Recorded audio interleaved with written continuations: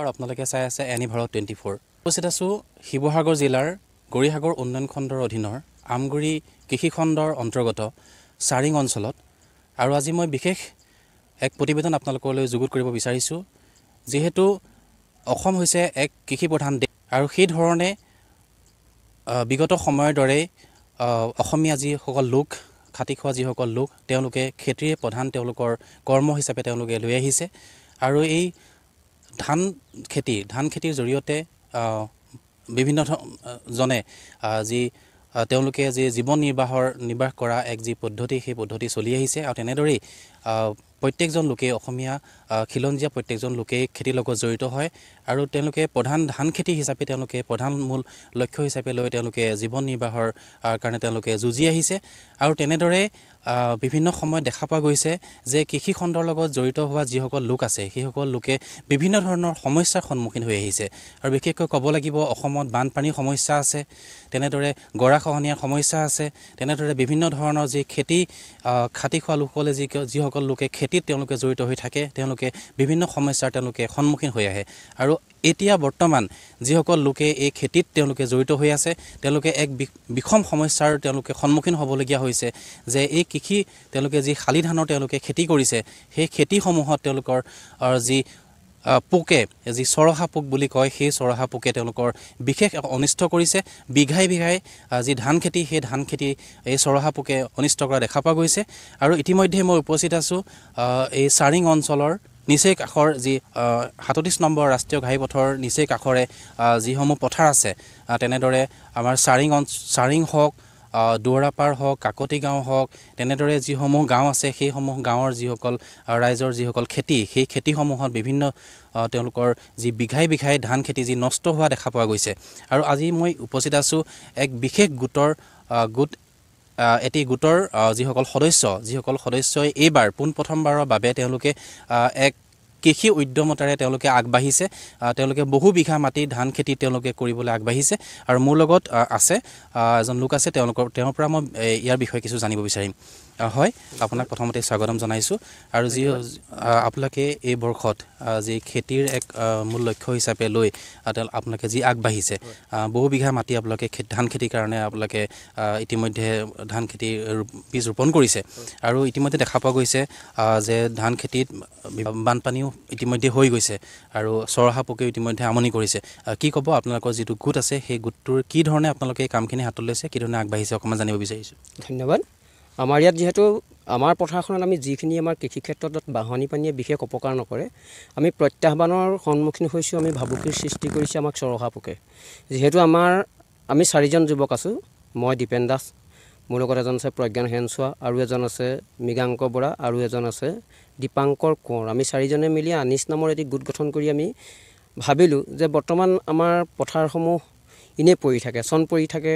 আৰু আমাৰ পথাৰবোৰৰ প্ৰতি যিটো ভাবুকি আহিছে আৰু নতুন প্ৰজন্মৰ কৃষিৰ প্ৰতি যিটো অনীহা ভাৱ এই গোটেই বস্তুখিনি আমি লক্ষ্য কৰি পিনে আমি ভাবিলোঁ যে এইবাৰ আমি কৃষি কাৰ্যত আমি এনেতো খেতি কৰোঁৱে ঘৰত কোনোবাই 6 বিঘা কৰে কোনোবাই 8 বিঘা কৰে কোনোবাই 10 বিঘা কৰে কিন্তু এইবাৰ তাৰমানে অলপ মানে বহল পৰিসৰত খেতিটো কৰাৰ কথা ভাবিলোঁ আৰু সেয়েহে আমি গোটটো গঠন কৰি প্ৰায় 160 বিঘামান মাটি আমি মাটিৰ মালিকসকলৰ পৰা আমি লিজত ল'লোঁ 1 বিঘা মাটিত 80 কেজিকৈ ধান দিব লাগিব আৰু ইতিমধ্যে আমি 160 বিঘা মাটি আমি শালি খেতি ৰোপণ কৰিলোঁ আৰু এই ক্ষেত্ৰত অৱশ্যে আমাৰ এগ্ৰিকালচাৰ ইউনিভাৰ্চিটি বা কৃষি বিভাগৰ যিসকল আছে তেখেতসকলে আমাক যথেষ্ট সহায় কৰিছে সিদিনা আমাৰ পথাৰ পৰিদৰ্শন কৰিছে সেই আমগুৰিৰ কৃষি উন্নয়ন বিষয়া প্ৰীতি পূজা কাশ্যপ ক্ষেত্ৰ পৰিদৰ্শক আহিছিলে আকেল আলী বুলি তেখেতসকলে আহি পিনি আমাক ইয়াত পৰিদৰ্শন কৰিছে সেই চৰহা পোকৰ যি দৌৰাত্ম্য তেওঁলোকে নিশ্চয়কৈ চাই গৈছে আৰু তেওঁলোকে সহযোগিতাও আগবঢ়াইছে কিন্তু আমি এতিয়া দুশ্চিন্তাত এইটো কাৰণেই পৰিছোঁ যিহেতু আমি প্ৰতি বিঘাত 80 কেজিকৈ আমি মাটিৰ মালিকক দিবই লাগিব কিন্তু চৰহা পোকৰ যি উপদ্ৰৱ প্ৰায় মানে আমাৰ এতিয়া এনেকুৱা হৈছে আমি আজি মোৰ বন্ধুজনৰ সৈতে হিচাপ এটা কৰিছিলোঁ চাই প্ৰায় 45 বিঘা মাটি তেনে সম্পূৰ্ণ চৰহাই আমাক নষ্ট কৰি দিছে কিন্তু এইখিনিতে এটা কথা ক'ব লাগিব যে চৰহা পোকটো নিয়ন্ত্ৰণৰ ক্ষেত্ৰত আমি যথেষ্ট আমাক কৰিছে সহযোগিতা আগবঢ়াইছে বিভাগীয় কৰ্তৃপক্ষই আমি স্প্ৰে কৰিছোঁ কীটনাশক ঔষধ আমি স্প্ৰে কৰিছোঁ কিন্তু বাকী আমাৰ ছাইডৰ যিসকল মাটি আছে তেওঁলোকে এই কামখিনি কৰা নাই কাৰণেই আমি অলপ অসুবিধাত পৰিছোঁ আৰু দ্বিতীয় কথা হ'ল কি আমি যিখিনি হাইব্ৰিড জাতীয় ধান ৰোপণ কৰিছিলোঁ ধৰক আমাৰ এগ্ৰিকালচাৰ ইউনিভাৰ্চিটি আমাক যোগান ধৰিছিলে শ্ৰাৱণী বুলি এটা নুমলী তাৰপিছত আপোনাৰ আঘুনি বৰা, ৰঞ্জিত চাহবুৱান, বাহাদুৰ চাহবুৱান এনেকুৱা ধানবিলাক এই থলুৱা যিবিলাক আমাৰ ধান আছিলে সেইবোৰতকৈ তাত তাৰমানে চৰহা পোকে বেছি আক্ৰমণ কৰিছে। কথাটো তেনেকুৱা হৈছে। গতিকেলৈ দেখা যায় আৰু আমি আশাবাদী। আৰু আমাৰ অকল শালি খেতিটোৱে লক্ষ্য নহয়, আমাৰ বিভিন্ন পৰিকল্পনা আছে। আমি 10 বিঘামান মাটি শালি ধানৰ মাটি আমি ৰাখি দিছোঁ। সেইখিনিত আমি আলু খেতি, সৰিয়হ খেতিৰ কথা আমি তাৰমানে প্ৰায় 60 বিঘামান মাটি সৰিয়হ খেতি কৰাৰ কথা ভাবিছিলোঁ, কিন্তু আগতীয়া ধানো দিছিলোঁ। কিন্তু সেই আগতীয়া ধানখিনি এনেকুৱা ধৰণে অনিষ্ট কৰিলে আপুনি এটা ভাবিবলৈ বাধ্য হৈছোঁ তাত আমি কিমান মানে প্ৰডাকশ্যন কি পাম দেখা যায়। গতিকেলৈ আশা ৰাখিছোঁ সকলোৱে যদি সহযোগিতা আগবঢ়ায় আৰু ভগৱানেও যদি কৃপা কৰে। আৰু প্ৰথম পৰ্যায়ত আমি ফেলাৰ হ'লেও আমাৰ বিশেষ হ'বলগীয়া নাই, কাৰণ মানে কিবা এটাতো কৰিবলৈ হ'লে কিবা এটা হেৰুৱাবই লাগিব। গতিকে আমি আশাবাদী। হয়, অনিছ এছ'চিয়েশ্যন নামেৰে যি এটা গোট গঠন কৰি 4জন যুৱকে যিয়ে কৃষিৰ জৰিয়তে তেওঁলোকে যি আদৰ্শ দেখুৱাবলৈ সক্ষম হৈছে, নৱপ্ৰজন্মৰ মাজত এক কৃষি উদ্যমিতাৰ তেওঁলোকে আদৰ্শ স্বৰূপ হৈ পৰিছে। আৰু বিশেষকৈ ক'ব লাগিব যে জিলা প্ৰশাসন হওক, যি খণ্ড উন্নয়ন এগ্ৰিকালচাৰ বিভাগৰ পৰা আদি কৰি যিসমূহ বিভাগ আছে, সেই বিভাগসমূহৰ পৰাও এইসকল লোকৰ যি আদৰ্শ, যি তেওঁলোকৰ কৰ্মৰ যি প্ৰতি যি স্পৃহা, সেই স্পৃহাৰ প্ৰতি তেওঁলোকে সন্মান জনাব লাগে। আৰু বিশেষ এক মই প্ৰশ্ন লৈ আপোনালোকৰ ওচৰলৈ আহিম। আৰু যিহেতু যিসমূহ খেতি খিলঞ্জীয়া মানুহৰ যিসমূহ কৃষিভূমি, সেই কৃষিভূমিসমূহ আপুনি আগতে জনাইছে যে চন পৰি থাকে, কাৰণ খেতিৰ প্ৰতি অনীহা আহি পৰে। আৰু তাৰে এক সুযোগ লৈ কিছু দুষ্ট চক্ৰই বা বাহিৰাগত কিছু লোকে সেই খেতিসমূহ বা সেই খেতিৰ যি মাটিসমূহ তেওঁলোকে দখল কৰাৰ এক প্ৰচেষ্টা হাতত লৈছিলে। যিহেতু ইতিমধ্যে দেখা পোৱা গৈছে যে জাতীয় যিসমূহ দল সংগঠন আছে, তেওঁলোকেও এক সুন্দৰ পদক্ষেপ তেওঁলোকে হাতত লৈছে যে যিসমূহ খিলঞ্জীয়াৰ মাটি, যি কৃষিভূমি, সেই কৃষিভূমি যি বাহিৰাগত লোকে তেওঁলোকে ল'ব নোৱাৰে, এক সুন্দৰ পদক্ষেপ তেওঁলোকে হাতত লৈছে। আৰু এই বিষয়ত আপুনি কি জনাব, কি ক'ব? ধন্যবাদ। আচলতে কি হয়, আমিতো স্বচক্ষে দেখিছোঁৱেই আমাৰ কৃষিভূমি চন পৰি থাকে। চন পৰি থকাৰ সুযোগ লৈয়ে বহিৰাগত বণিক গোষ্ঠীয়ে আমাৰ মাটিসমূহ দখল কৰিবলৈ আহিছে। কিন্তু আমি তাক আচলতে কি হয় মানে ৰোধ কৰিবৰ কাৰণে আমাৰ যাতে অসমীয়াৰ যিসকল খিলঞ্জীয়া মানুহৰ মাটি, তাৰ মাটিৰ অধিকাৰ আৰু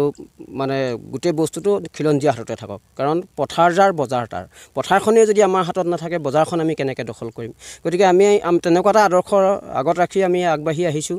আৰু আমি আশাবাদী এই ক্ষেত্ৰত আমি সকলোৱে যদি সহযোগিতা আগবঢ়ায় আৰু আমাক যদি সকলোৱে অনুকৰণো কৰে, কাৰণ নৱপ্ৰজন্মই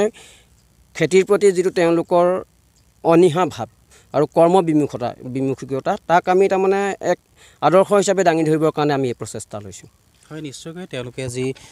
কৰ্ম, সেই কৰ্ম তেওঁলোকে কৰি গৈছে, তাৰ ফল তেওঁলোকে নিশ্চয় পাব। আৰু আমি এটা কথা জনাব বিচাৰিছোঁ, চৰকাৰ হওক, প্ৰশাসন হওক, সকলোকে যিহেতু এনেকুৱা ধৰণৰ আৰু লোক ওলাই আহক আৰু এই 4জন লোকে যি কাম হাতত লৈছে তেওঁলোকে সুন্দৰ ফল তেওঁলোকে পাওক। আৰু তেনেদৰে আৰু লোকসকল আছে, তেওঁলোকৰ যুৱকসকল আছে, তেওঁলোকো ওলাই আহক। কাৰণ এওঁলোকৰ যি কৰ্ম আদৰ্শ, সেই কৰ্ম আদৰ্শ দেখিয়ে তেওঁলোক ওলাই আহিব, যদিহে এওঁলোক লাভৱান হয়। আৰু তাৰ ক্ষেত্ৰত যি চৰকাৰ প্ৰশাসন তেওঁলোকেও সহযোগিতা আগবঢ়াব লাগিব। আৰু তেওঁলোকৰ যি কষ্ট, সেই কষ্ট তেওঁলোকে ফলপ্ৰসূ লাভ কৰিবলৈ হ'লে জিলা প্ৰশাসন হওক, যি চৰকাৰ হওক, সেই চৰকাৰেও তেওঁলোকক যি হাতে হাত ধৰি তেওঁলোকক আগবঢ়াই নিবলৈ চেষ্টা কৰিব লাগিব। আৰু এয়াই আছিল আজি এই কৃষি প্ৰধান যি আমাৰ অসম ৰাজ্য, সেই অসম ৰাজ্যৰ যিসমূহ সমস্যা, সেই সমস্যাসমূহ দূৰ কৰাৰ ক্ষেত্ৰত যিসমূহ চৰকাৰে ব্যৱস্থা হাতত ল'ব লাগে, সেই ব্যৱস্থাসমূহ তেওঁলোকে অতি সোনকালে হাতত লওক। আৰু যি চৰহা পোক বা বানপানী সমস্যাই যিসকল লোকক বাৰুকৈ জুৰুলা কৰিছে, এই ক্ষেত্ৰত বিহিত ব্যৱস্থা ল'বলৈ আমি অনুৰোধ। আপুনি নৰ্থ ইষ্ট ফুৰিম বুলি ভাবিছে নেকি? আপুনি নৰ্থ ইষ্ট ক'ত কেনেকৈ ফুৰিম বুলি যদি ভাবি আছে, তেতিয়াহ'লে এতিয়াৰ পৰা আৰু চিন্তা নাই। আপনি গাড়ী আছে। আপনি গাড়ী এটা নিৰ্ভৰযোগ্য টেক্সি সেৱা প্ৰতিষ্ঠান, য'ত দক্ষ টুৰ গাইডছ লৈ আপুনি ঘূৰিব পাৰিব। আৰু লগতে আপুনি ডমেষ্টিক বা ইণ্টাৰনেশ্যনেল পেকেজেছ আৰু ফ্লাইট, বাছ, ৰেলৱে বা হোটেল বুকিঙৰো সুবিধা পাব। সবিশেষ জানিবলৈ আৰু সেৱা গ্ৰহণ কৰিবলৈ www.apnigari.com এতিয়াই লগ ইন কৰক অথবা স্ক্ৰীণত দিয়া নম্বৰত যোগাযোগ কৰক।